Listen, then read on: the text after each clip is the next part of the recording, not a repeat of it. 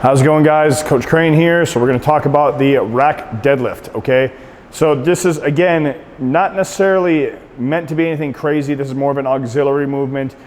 This one actually is a little bit better for working your back, okay? Working your traps, working your lower back, getting some glute and hamstring activation without getting the full range of motion of the deadlift. It can be used to kind of avoid some of those injuries.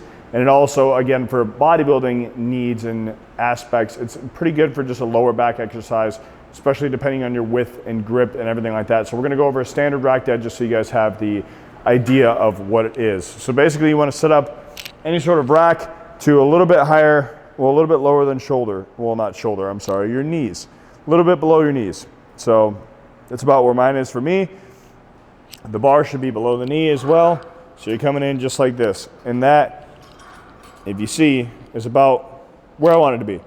So again, I'm gonna have just a standard shoulder width stance. I'm gonna come out a little bit wider, just off to the side of my body, just like this. I'm gonna reach down, bringing my knees as tight as I can to this bar, and I want to activate the hamstrings, okay?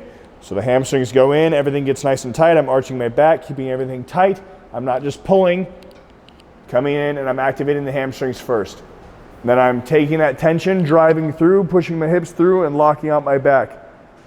Same thing, coming back down, hip hinging, bring the bar back down my legs, right in front of me. Bars at my knees, bringing it up my legs, pushing my hips through, locking out my back. Down,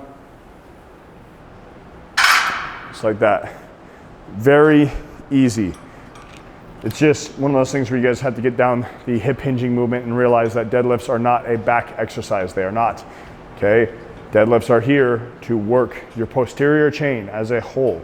So don't be super reliant on the back. Get your hamstrings nice and tight before you execute these movements so you can avoid injuries. So that's that one, guys.